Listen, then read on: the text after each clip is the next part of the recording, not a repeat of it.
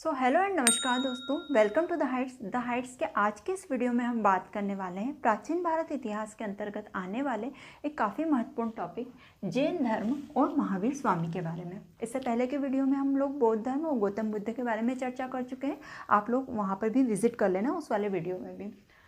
So friends, 6ठी शताब्दी ईसा पूर्व में, जैसा कि आप लोग जानते ही हैं, बौद्ध धर्म यदि आपने वीडियो देखा होगा तो उसमें मैंने बताया था कि किस तरह धार्मिक आंदोलन और धार्मिक क्रांतियों के अंतर्गत नवीन धर्मों का उदय हो रहा था। उसी में जैन धर्म भी कहीं ना कहीं प्रसिद्धि प्राप्त कर रहा था। वैसे जैन धर्म के बारे में आप लोग जानते ही होंगे, ये विश्व के प्राचीनतम धर्मों में से एक है, अर्थात इस धर्म का उदय काफ़ी समय पूर्व हो चुका था। इस धर्म का उदय ये क्या है, प्राचीनतम धर्म है। कई साक्ष्य मिले हैं इसके, जो कि इसे प्राचीनतम की संज्ञा देते हैं, प्राचीनतम धर्म बनाते हैं। जैसे कि ऋग्वेद में इनके प्रथम तीर्थंकर हुए थे जैन धर्म के जो प्रथम तीर्थंकर हुए थे ऋषभदेव जी, उनका नाम अंकित है, जो कि इस बात को डिनोट करता है, इस बात को प्रमाणित करता है कि यह धर्म प्राचीनतम धर्म है। बहुत ही अच्छा टॉपिक है ये और बहुत रुचिकर लगेगा, पढ़ने में भी काफ़ी मज़ा आने वाला है। जैन धर्म में कुल 24 तीर्थंकर हुए हैं। कितने तीर्थंकर हुए हैं? 24 तीर्थंकर हुए हैं, जिनमें से प्रथम तीर्थंकर हुए हैं ऋषभदेव। ऋषभदेव को एक अन्य नाम से भी जाना जाता है, जिसे आदिनाथ कहा जाता है। आदिनाथ आपने कई बार देखा होगा टेम्पल में, यदि आप गए होंगे, जो जैन धर्म के टेम्पल है वहाँ गए होंगे तो आदिनाथ की मूर्ति देखी होगी आपने, तो वे आदिनाथ यही हैं ऋषभदेव, जो कि जैन धर्म के प्रथम तीर्थंकर हुए थे। द्वितीय तीर्थंकर जैसे कि अजितनाथ हुए थे, तृतीय हुए थे संभवनाथ हुए थे, इसी तरह ये क्रम चलता रहा। और 22वें तीर्थंकर हुए अरिस्टनेमी, 23वें तीर्थंकर हुए पार्श्वनाथ और 24वें तीर्थंकर हुए महावीर स्वामी। ठीक है, ये काफ़ी इंपॉर्टेंट है। पहला है, ये याद रख लीजिएगा, प्रथम तीर्थंकर कौन हुए थे? ऋषभदेव, जिसका एक अन्य नाम है आदिनाथ। और 22वें अरिस्टनेमी, 23वें तीर्थंकर पार्श्वनाथ और 24वें तीर्थंकर हुए महावीर स्वामी। अब हम थोड़ा सा परिचय पार्श्वनाथ जी के बारे में देख लेते हैं, क्योंकि यहाँ से भी क्वेश्चन पूछे जाते हैं। मैंने एक राजस्थान की किसी एग्जाम का क्वेश्चन पेपर उठाया था, उसमें पूछा गया था कि पार्श्वनाथ जी के पिता का नाम क्या है ना। ये ऑप्शन में आए हुए थे, कई ऑप्शन थे, जिसमें से एक ऑप्शन अश्वसेन था। सो हम इनके बारे में भी पढ़ लेते हैं, क्योंकि ये भी इम्पोर्टेंट है। तो सबसे पहले पार्श्वनाथ जी के नाम, इनका एक और नाम पारसनाथ जीन है। क्या नाम है इनका? एक अन्य नाम पारसनाथ जीन है। ये किस वंश से बिलोंग करते थे? तो पार्श्वनाथ जी इक्ष्वाकु वंश से बिलोंग करते थे। इनके पिता का नाम राजा अश्वसेन था, जो कि काशी के राजा थे। कहाँ के राजा थे ये? काशी, उत्तर प्रदेश के राजा थे। इनकी माता का नाम रानी वामा देवी था और इनका जन्म स्थान वाराणसी। ग्रह त्याग मतलब अर्थात संन्यास के लिए इन्होंने ग्रह कब त्यागा था? इन्होंने 30 वर्ष की आयु में अपना ग्रह त्याग कर दिया था संन्यास लेने के लिए। ठीक है, तो यहाँ तक क्या बात है हमने कर ली है। पिता थे इनके राजा अश्वसेन, जो कि काशी के राजा थे। माता थी रानी वामा देवी और जन्म इनका हुआ था वाराणसी में और इन्होंने ग्रह त्याग किया था 30 वर्ष की आयु में। अब हम देखते हैं ज्ञान प्राप्ति। तो ज्ञान प्राप्ति इन्हें कहाँ हुई थी? इन्हें काशी में हुई थी। 83 दिन की कठोर तपस्या के बाद में पार्श्वनाथ जी को काशी में ज्ञान प्राप्ति हुई थी। और जैनिज्म में या जैन धर्म में ज्ञान प्राप्ति को कहा जाता है कैवल्य की प्राप्ति। ज्ञान को क्या कहा जाता है? कैवल्य कहा जाता है। जैसे कि हमने बौद्ध धर्म में देखा था कि बौद्ध धर्म में जब गौतम बुद्ध को ज्ञान की प्राप्ति हो गई थी तो क्या कहा गया था? उन्हें बुद्धत्व प्राप्त हो गया। क्या वर्ड था उनके लिए? बुद्धत्व था, बुद्धत्व वर्ड था। और यहाँ पर क्या है? यहाँ पे ज्ञान प्राप्ति को क्या कहा गया है? कैवल्य कहा गया है। ये याद रखिएगा फ्रेंड्स, ये नोट डाउन कर लेना, काफ़ी इंपॉर्टेंट पॉइंट है। वैसे तो जितने पॉइंट मैंने यहाँ बताए हैं सारे काफ़ी महत्वपूर्ण हैं, सारे आपको बाय टू बाय लिखते जाना है और नोट्स बनाते जाना है। लेकिन जिस पॉइंट पे मैं ज़्यादा जोर दूँ उसे स्टार मार्क कर लेना, क्योंकि वो चीज़ें याद रखना ज़रूरी है। जैसे कि ज्ञान, तो उसे कैवल्य कहा गया। ये चीज़ें याद नहीं रहती है एट ए टाइम, तो हमें लगता है कि हमें याद रह जाएगी, लेकिन थोड़े टाइम के बाद में हम भूल जाते हैं, कंफ्यूज हो जाते हैं, है ना। इसीलिए बता रही हूँ कि जो बौद्ध धर्म है उसमें ज्ञान को क्या कहा गया है? बुद्धत्व प्राप्त करना कहा गया है। और ज्ञान प्राप्ति को जैनिज्म में या जैन धर्म में क्या कहा गया है? तो कैवल्य कहा गया है, कि कैवल्य की प्राप्ति हुई है। ठीक है, आई होप आपको यहाँ तक समझ में आ गया होगा। अब हम बात करते हैं ज्ञान प्राप्ति के बाद में इन्हें जो मोक्ष प्राप्त हुआ था, 1 सेकेंड। ज्ञान प्राप्ति के बाद में जो मोक्ष प्राप्त हुआ था, तो मोक्ष स्थान क्या था, जब जहाँ पर इन्हें निर्वाण प्राप्त हुआ था, किन्हें, पार्श्वनाथ जी को। यहाँ पे हम पार्श्वनाथ जी की बात कर रहे हैं। तो मोक्ष स्थान इनका था सम्मेद शिखर। जब हम भूगोल पढ़ेंगे फ्रेंड्स तो मैं इसकी लोकेशन आपको याद से बताऊंगी। सम्मेद शिखर जो कि पारसनाथ पहाड़ी पर है, और पारसनाथ पहाड़ी मतलब झारखंड के इधर का एरिया है ये। किस साइड का, झारखंड के साइड का पारसनाथ की पहाड़ी, ठीक है। तो वहाँ पे पार्श्वनाथ जी को मोक्ष प्राप्त हुआ था, वहाँ पे इन्हें निर्वाण प्राप्त हुआ था। अब शिक्षा की बात करते हैं तो पार्श्वनाथ जी द्वारा जैन धर्म में जो शिक्षाएं दी गई वो थी हिंसा न करना, सत्य बोलना, चोरी न करना और संपत्ति न रखना। संपत्ति न रखने से क्या तात्पर्य है, संपत्ति मतलब हमारी जीवन जीने के लिए जितना धन चाहिए या जितनी ज़रूरत है उसके अलावा अधिक संपत्ति को न रखना, उतना ही धन रखना जितना हमारे जीवन यापन के लिए जरूरी है। ये कहा गया था पार्श्वनाथ जी के बारे में। तो एक और बार रिकॉल कर लेते हैं, क्या है, अन्य नाम क्या है पार्श्वनाथ जी का, पारसनाथ जी। इनके पिता का नाम क्या था, राजा अश्वसेन। इनकी माता का नाम क्या था, वामा देवी। किस वंश से बिलोंग करते थे, इक्ष्वाकु वंश से बिलोंग करते थे। अच्छा, इनके जो पिता थे अश्वसेन वो काशी के राजा थे। जन्म स्थान इनका वाराणसी था। गृह त्याग इन्होंने 30 वर्ष की उम्र में किया था। इन्हें केवल्य की प्राप्ति अर्थात ज्ञान की प्राप्ति इन्हें कहाँ हुई थी, काशी में हुई थी 83 दिन की कठोर तपस्या के बाद में। मोक्ष स्थान इनका क्या था, सम्मेद शिखर जो कि पारसनाथ पहाड़ी झारखंड में स्थित है, ठीक है। इनके द्वारा दी गई शिक्षा क्या थी, हिंसा न करना, सत्य बोलना, चोरी न करना और संपत्ति न रखना, ठीक है। ये चीज़ें हो गई पार्श्वनाथ जी के बारे में। अब हम बात करते हैं महावीर स्वामी के बारे में। सो फ्रेंड्स, महावीर स्वामी को हम एक विशेष तरीके से पढ़ेंगे ताकि चीज़ें हमें याद रहें, हम कंफ्यूज ना हों। महावीर स्वामी जी को हम गौतम बुद्ध से कंपेयर करते हुए पढ़ेंगे। क्यों कर रही हूँ फ्रेंड्स मैं ऐसा, बिकॉज महावीर स्वामी और गौतम बुद्ध कहीं ना कहीं एक ही शताब्दी में जन्म लिया है इन्होंने। काफ़ी समानताएं भी हैं। अच्छा, बुद्धिज़्म और जैनिज़्म में भी काफ़ी समानताएं। क्यों समानताएं हम आगे बात करेंगे, देखते हैं उसे कि क्यों इनमें समानताएं भी हैं, है ना। तो हम कंपेयर करके अगर पढ़ेंगे तो चीज़ें हमें याद रहेगी। हमारा मकसद यहाँ पर है कि चीज़ों को याद रखना और अच्छे से परफॉर्म करना हमारी एग्ज़ाम में। सो स्टार्ट करते हैं महावीर स्वामी से।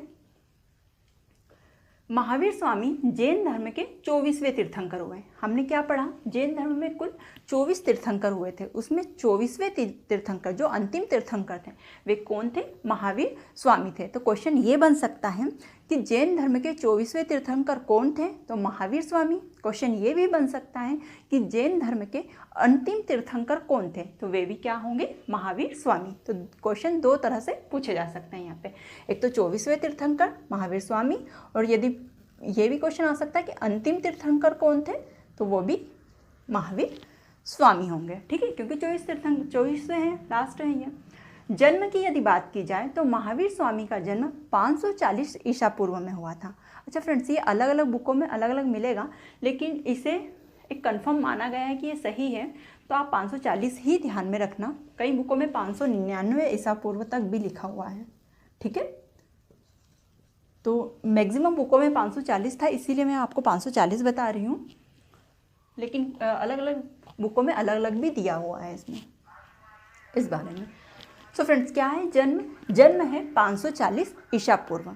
अच्छा, गौतम बुद्ध का जन्म यहाँ क्या था, वो था 563 ईसा पूर्व। गौतम बुद्ध का क्या था, 563 ईसा पूर्व, ये गौतम बुद्ध का था। अब ये इसके बाद में हम बात करते हैं जन्म स्थान की। तो महावीर स्वामी का जन्म कहाँ हुआ था, कुंडग्राम वैशाली में हुआ था। महावीर स्वामी का जन्म कुंडग्राम वैशाली में हुआ था। वहीं गौतम बुद्ध का जन्म कपिलवस्तु के निकट लुम्बिनी के वनों में हुआ था। लुम्बिनी नेपाल की तराई में स्थित है, ठीक है। वंश, महावीर स्वामी का वंश है ज्ञातक कुल। किस कुल के थे ये, ज्ञातक कुल के थे। वहीं गौतम बुद्ध शाक्य कुल के थे। गौतम बुद्ध कौन से कुल के थे, शाक्य कुल के। और महावीर स्वामी कौन से कुल के हो गए, महावीर स्वामी हो गए ज्ञातक कुल के, और पार्श्वनाथ इक्ष्वाकु वंशी या इक्ष्वाकु कुल के। तो ये चीज़ें आपको याद रखनी है फ्रेंड्स। ये चीज़ें अभी आपको इजी लग रही होगी, लेकिन ये थोड़े टाइम के बाद में, थोड़े टाइम के 1-2 दिनों में ही आप भूल सकते हो ना। इन चीज़ों को अच्छे तरीके से, बेहतर तरीके से, कन्फ्यूज़न को पूरा दूर करते हुए, कन्फ्यूज़न बिल्कुल भी क्रिएट नहीं होने देना है अपने माइंड में, है ना, थोड़ा सा भी कन्फ्यूज़ नहीं होना है। इक्ष्वाकु कुल के कौन थे? पार्श्वनाथ जी। ज्ञातक कुल के हो गए आपके महावीर जी। और शाक्य मुनि कहा गया गौतम बुद्ध को, अर्थात वो शाक्य कुल के हैं। ठीक है। अब पिता, महावीर स्वामी के जो पिता थे उनका नाम था सिद्धार्थ, और गौतम बुद्ध के जो पिता थे उनका नाम था शुद्धोधन। ठीक है। महावीर स्वामी के पिता का नाम सिद्धार्थ और गौतम बुद्ध के पिता का नाम था शुद्धोधन। माता, महावीर स्वामी की माता का नाम त्रिशला था, जो कि चेटक की बहन थी। एक चेटक राजा हैं, उनकी बहन थी। गौतम बुद्ध की माता का नाम था महामाया, और उनकी सौतेली माता भी हुई जिनका नाम था प्रजापति गौतमी। ठीक है। पत्नी, महावीर स्वामी की पत्नी का नाम यशोदा, वहीं गौतम बुद्ध की पत्नी का नाम था यशोधरा। क्या नाम था? यशोधरा। ठीक है।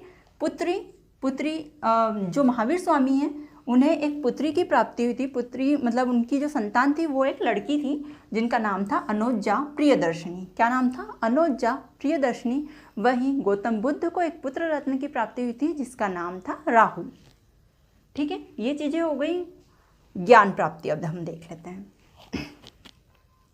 महावीर स्वामी को ज्ञान की प्राप्ति जृंभिक नामक गांव में, जृंभिक, ठीक है, जृंभिक कैसे लिखेंगे आप? जृंभिक, ठीक है, ये वाला जृंभिक नामक गांव के समीप रिजुपालिका नदी के तट पर साल वृक्ष के नीचे 12 वर्ष तक कठोर तपस्या के बाद में इन्हें ज्ञान की प्राप्ति हुई थी। किन्हें? महावीर स्वामी को। वहीं गौतम बुद्ध को उर्वेला नामक स्थान पर निरंजना नदी के तट पर पीपल वृक्ष के नीचे 6 वर्ष की तपस्या के बाद में ज्ञान की प्राप्ति हुई थी। तो ये दोनों डिफरेंस हैं महावीर स्वामी और गौतम बुद्ध में। चूँकि फ्रेंड्स हम एक ही लयबद्ध तरीके से पढ़ते हैं कि उन्हें भी एक गांव में ज्ञान प्राप्त हुआ था, किसी नदी के किनारे एक पेड़ था उसके नीचे तपस्या करते हुए ज्ञान प्राप्त हो, और as it is Mahavir Swami भी सेम, इन्हें भी ऐसे ही ज्ञान प्राप्त हुआ था। तो चीज़ें क्या हो जाती है? चीज़ें थोड़ी कॉम्प्लिकेटेड हो जाती है, चीज़ें थोड़ी भूलने जैसी हो जाती है कि यहाँ पर महावीर स्वामी को किस नदी के किनारे वो तपस्या करने बैठे थे और गौतम बुद्ध किस नदी के किनारे तपस्या करने के लिए बैठे हुए थे। तो इन चीज़ों को याद रखना है हमें। ठीक है। तो जृंभिक के समीप रिजुपालिका नदी और साल वृक्ष हैं। ये तीनों किससे संबंधित हैं? ये महावीर स्वामी से संबंधित है। उर्वेला, निरंजना नदी और पीपल का वृक्ष है जिसे बोधि वृक्ष बाद में कहा गया था, ये गौतम बुद्ध से संबंधित है। आई होप आपको यहाँ तक चीज़ें समझ में आ गई होगी। अच्छा, जो ज्ञान की प्राप्ति हुई थी वो महावीर स्वामी को 12 वर्षों की कठोर तपस्या के बाद में प्राप्त हुई थी, और वहीं गौतम बुद्ध को ज्ञान की प्राप्ति 6 वर्षों की कठिन तपस्या के बाद में हुई थी। ठीक है। ज्ञान प्राप्ति के बाद में महावीर स्वामी जिन, अरहत, निर्ग्रंथ और महावीर कहलाए। क्या क्या कहलाए? क्या नाम हुआ इनका? जिन, अरहत, निर्ग्रंथ और महावीर कहलाए। अब इनके मीनिंग देख लेते हैं कि जिन का अर्थ क्या है। जिन शब्द 2 शब्दों से मिलकर बना है, जी प्लस न। जी का अर्थ होता है विजेता,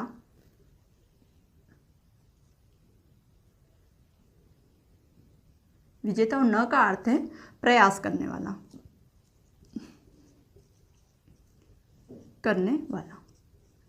और जिन को अगर मिला देंगे तो जैन धर्म में इसका मीनिंग होता है जीतने वाला, ये अर्थात विजेता। ठीक है। क्या मतलब हो गया? विजेता। तो इन्होंने विजेता किसे कहा गया या जिन किसे कहा गया इसे हम समझ लेते हैं। विजेता तो है, लेकिन किस चीज़ पे विजय प्राप्त की? ठीक है। तो अपने मन पे, जिस मनुष्य ने कठोर तपस्या से ज्ञान प्राप्त करके अपने मन पे काबू पा लिया हो, मोह माया के चक्करों या बंधनों से मुक्त हो गया हो, उसे जैन धर्म में जिन कहा गया है, जिसका अर्थ होता है विजेता। ठीक है। अब एक और नाम क्या प्राप्त हुआ इन्हें? अरहत। अरहत का अर्थ होता है पूज्य, है ना, जो पूजनीय हो। तो महावीर स्वामी को अरहत भी कहा गया, निर्ग्रंथ भी कहा गया। निर्ग्रंथ का अर्थ होता है बंधनहीन। क्या अर्थ होता है? बंधनहीन अर्थ होता है निर्ग्रंथ का। और इन्हें महावीर भी कहा गया। यहीं से महावीर स्वामी का नाम महावीर हुआ। अब अन्यथा बचपन से इनका नाम, बचपन का नाम जो कि काफ़ी इंपॉर्टेंट है, हम लोग भूल गए थे, परिचय में पढ़ना था हमें। इनके बचपन का नाम था वर्धमान। महावीर स्वामी के बचपन का नाम क्या था? आप लिख लेंगे। इनके बचपन का नाम वर्धमान था।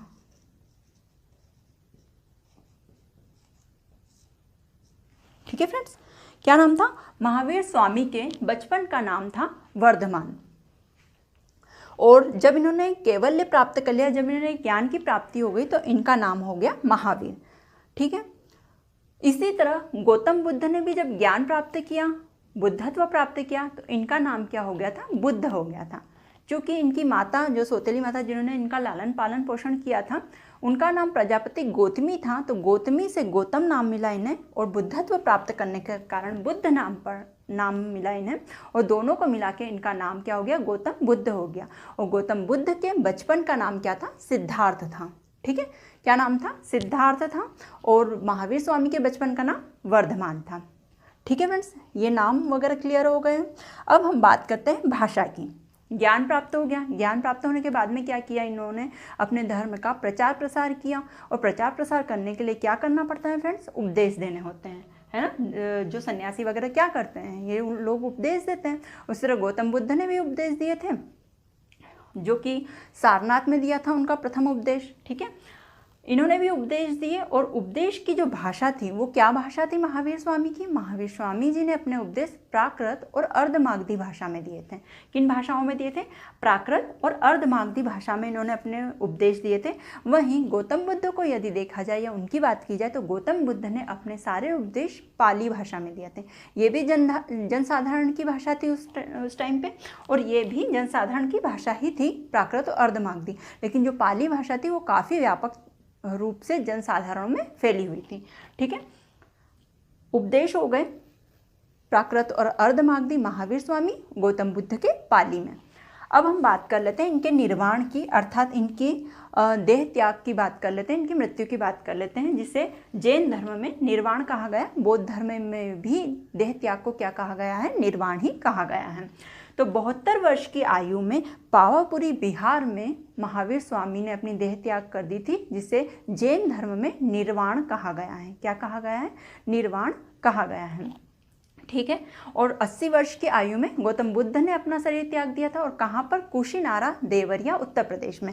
और इन्होंने कहाँ पर निर्वाण प्राप्त किया था महावीर स्वामी ने? पावापुरी बिहार में। ठीक है, आई होप आपको चीज़ें अच्छे से याद हो गई होगी। फ्रेंड्स, जैसा मैं बता रही हूँ, यदि आप उसको डिवाइड करके ऐसे लिखेंगे, मतलब एक साइड आपको महावीर स्वामी लिखना है, बीच में लाइन, और इधर की साइड में आपको लिखना है गौतम बुद्ध। चाहे आपने गौतम बुद्ध इससे पहले की वीडियो में देख लिया हो और उसे नोट डाउन भी कर लिया हो, लेकिन फिर भी आप इसे ऐसे डिवाइड करके लिखेंगे। इधर की साइड महावीर स्वामी, इधर गौतम बुद्ध, और बीच में लाइन, और ऐसे कंपेयर करते हुए लिखना है। इनके पिता सिद्धार्थ थे, इनके पिता शुद्धोधन, इनकी माता त्रिशला, इनकी माता महामाया और प्रजापति गौतमी, इनकी पुत्री का नाम अनुजा प्रियदर्शनी, इन्हें पुत्र की प्राप्ति हुई थी राहुल। ऐसे करके लिखना। ठीक है, ज्ञान प्राप्ति कहाँ हुई थी? तो महावीर स्वामी को यहाँ, और ये गौतम बुद्ध को यहाँ। इस तरह से आप इसे डिवाइड करके लिखना। ये काफ़ी लंबे, बहुत अच्छी की है, ये काफ़ी लंबे समय तक आपको याद रहेगी चीज़ें। ठीक है फ्रेंड्स, इसलिए मैं बता रही हूँ आपको। तो ये तो हो गई निर्वाण तक की बातें। अब कुछ और चीज़ें देख लेते हैं जो इम्पोर्टेंट है। यहाँ अब मिटा देते हैं इन चीज़ों को। मैं जैसे जैसे आपको बताते जाती हूँ, आप वैसे पॉइंट नोट भी करते जाइएगा नोट्स में, क्योंकि बहुत सारी चीज़ें बोर्ड पे लिखी हुई नहीं रहती है और मैं बोलने में आ जाती हूँ ये चीज़ें, और वो होती है महत्वपूर्ण। अब हम यहाँ पर बात करते हैं जैन धर्म के त्रिरत्नों के बारे में।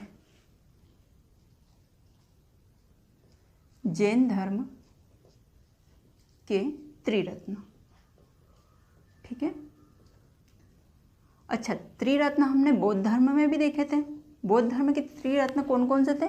बुद्ध, धम्म और संघ, है ना। ये बौद्ध धर्म के त्रिरत्न हैं।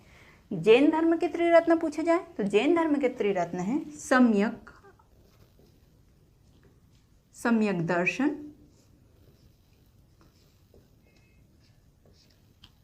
दूसरा है सम्यक ज्ञान,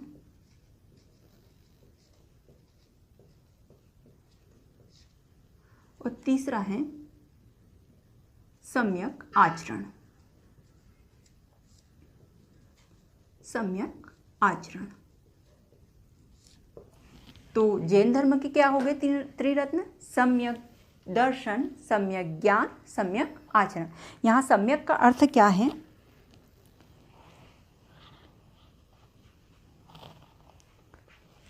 यहाँ सम्यक का अर्थ क्या है? तो सम्यक का अर्थ है संपूर्ण या पूरी तरह से। मैंने पहले भी बताया बौद्ध धर्म में इसका अर्थ है संपूर्ण, सम्यक का अर्थ है संपूर्ण या फिर पूरी तरह से, पूरी तरह से, है ना। मतलब पूरी तरीके से दर्शन को प्राप्त कर लेना, पूरी तरह से ज्ञान प्राप्त कर लेना संपूर्ण तरीके से, और संपूर्ण तरीके से आचरण का पालन करना। ये है जैन धर्म के त्रिरत्न। अब हम बात करते हैं जैन धर्म के 5 महाव्रतों के बारे में। यदि हमें त्रिरत्नों का अनुशीलन करना है तो उनके लिए हमें 5 महाव्रतों का पालन करना होता है। जैन धर्म में ऐसा लिखा गया है। यदि किसी जैन धर्म के त्रिरत्नों को हमें प्राप्त करना है तो हमें पंचशील या 5 महाव्रतों या फिर 5 वॉव्स का पालन करना होता है, तभी हमें ये त्रिरत्न प्राप्त होते हैं, इनका अनुशीलन किया जा सकता है। ठीक है, तो वो क्या है 5 महाव्रत, वो भी इम्पोर्टेंट है, वो भी पूछा जाता है। तो वो देख लेते हैं कि वो क्या है। जैन धर्म के 5 महाव्रत। जैन धर्म के 5 महाव्रत। तो जैन धर्म के 5 महाव्रत है। पहला है अहिंसा, दूसरा है सत्य, तीसरा है अस्तेय, चौथा है अपरिग्रह और 5वां है ब्रह्मचर्य। ब्रह्मचर्य। जब जैन धर्म के अनुसार जब इन 5 महाव्रतों का पालन किया जाता है तो हमें जैन धर्म के त्रिरत्नों का अनुशीलन हो जाता है, वे हमें प्राप्त हो जाते हैं। कौन कौन से? सम्यक दर्शन, सम्यक ज्ञान, सम्यक आचरण। ठीक है, तो अब बात आती है, ये तो जैन धर्म के 5 महाव्रत हो गए, पंचशील सिद्धांत हो गए। ठीक है, लेकिन इन सिद्धांतों को दिया किसने? इन 24 तीर्थंकरों में से किसने दिया? किन्होंने बताया कि ये 5 महाव्रत बनेंगे जैन धर्म के? तो जो 4 हैं, जो प्रथम 4 हैं, अहिंसा, सत्य, अस्तेय और अपरिग्रह, ये जो 4 पंच महाव्रतों में से ये 4 सिद्धांत जो हैं ये पार्श्वनाथ जी के द्वारा दिए गए हैं। और जो अंतिम और 5वां सिद्धांत है या 5वां महाव्रत है ब्रह्मचर्य, ये महावीर स्वामी के द्वारा दिए गए हैं। मतलब पार्श्वनाथ जी और महावीर स्वामी के द्वारा 5 महाव्रत जैन धर्म के दिए गए हैं, जो कि कौन कौन से हैं? अहिंसा, सत्य, अस्तेय, अपरिग्रह और ब्रह्मचर्य। यहाँ पर अहिंसा से तात्पर्य है, देखिए फ्रेंड्स, यहाँ पे हमने 4 पढ़ी थी इनकी शिक्षाएं, सेम यही मीनिंग है यहाँ पे भी इनका। अहिंसा मतलब हिंसा न करना, सत्य सदा सत्य बोलो, सर्वदा सत्य बोलो, अस्तेय मतलब चोरी न करना, और अपरिग्रह मतलब संपत्ति न रखना। ठीक है, संपत्ति न रखना अपरिग्रह का मतलब है। और ब्रह्मचर्य मतलब सन्यासी जीवन का पालन करना, ब्रह्मचर्य का पालन करना किसके द्वारा दिया गया है? महावीर स्वामी के द्वारा। तो ये भी काफ़ी इंपॉर्टेंट है 5 महाव्रत। ठीक है, इसके साथ ही और कुछ इंपॉर्टेंट चीज़ें क्या हैं जैन धर्म में, वो देख लेते हैं अब हम।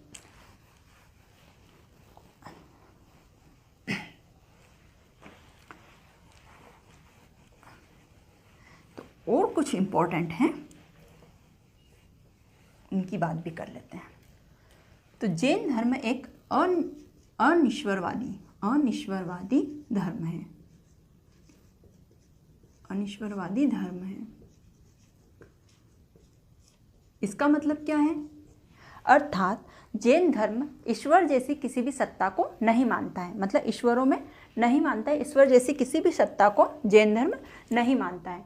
एज इट इज़ बुद्ध धर्म, जो बौद्ध धर्म है, वो भी ईश्वर की सत्ता को नहीं मानता है, वह भी एक अनिश्वरवादी धर्म है। या फिर कहा जा सकता है कि ये दोनों धर्म क्या है? नास्तिक धर्म है। ठीक है, क्या कहा जा सकता है? ये दोनों धर्म नास्तिक धर्म है, क्योंकि ईश्वर में नहीं मानते हैं, नास्तिक धर्म है।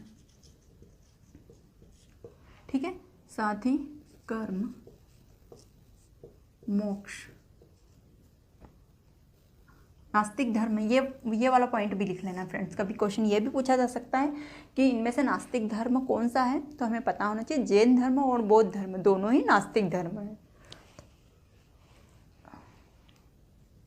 कर्म, मोक्ष, कर्म, मोक्ष, पुनर्जन्म।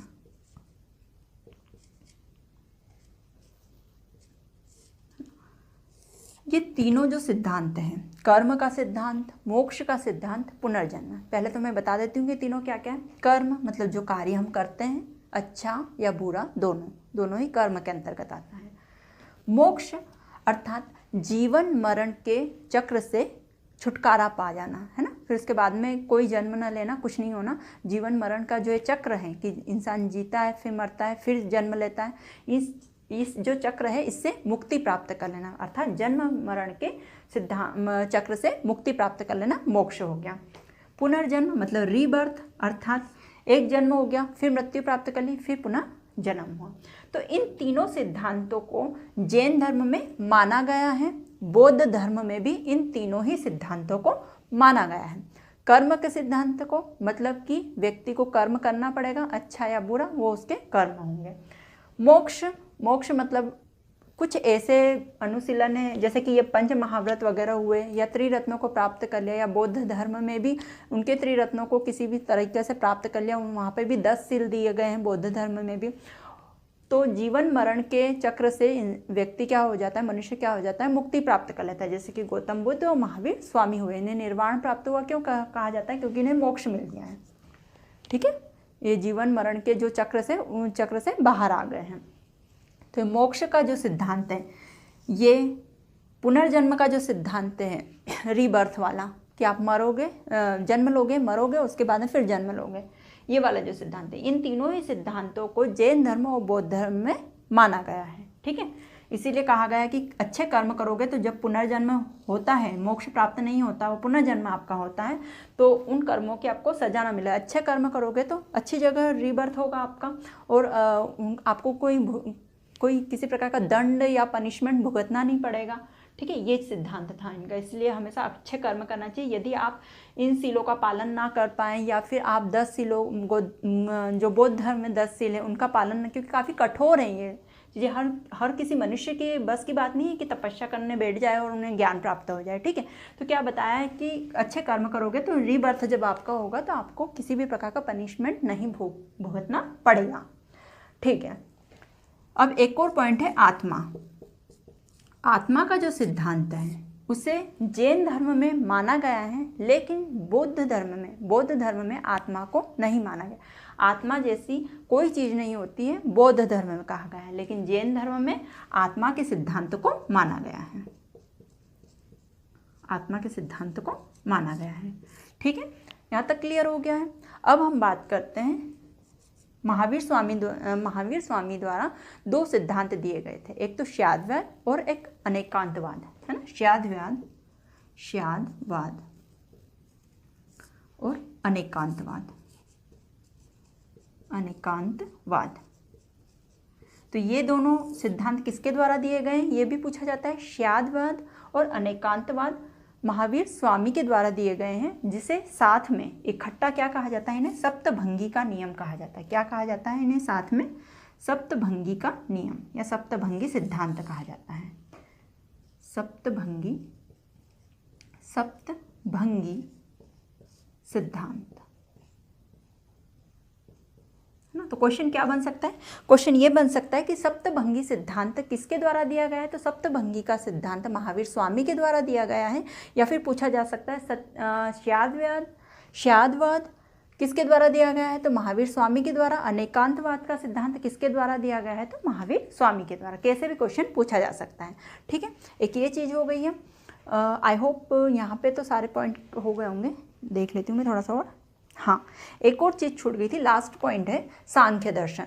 तो जो महावीर स्वामी है उन्हें आध्यात्म का जो उनका ज्ञान है वो कहाँ से उन्होंने संबंधित है? सांख्य दर्शन से संबंधित है।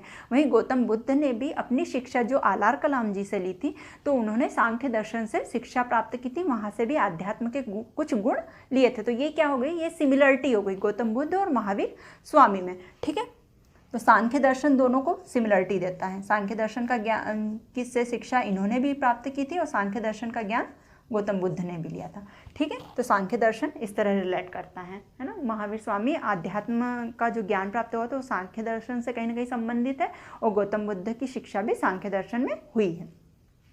आई होप फ्रेंड्स आपको जैन धर्म अच्छे से समझ में आ गया होगा।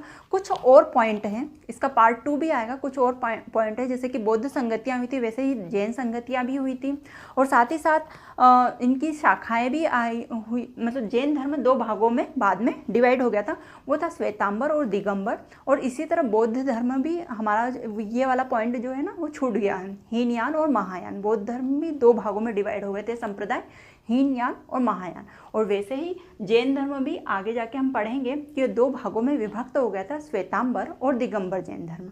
ठीक है, तो आगे जो पार्ट आएगा उसमें हम ये इंपॉर्टेंट पॉइंट डिस्कस करने वाले हैं जो कि काफ़ी महत्वपूर्ण है एग्जाम के लिए।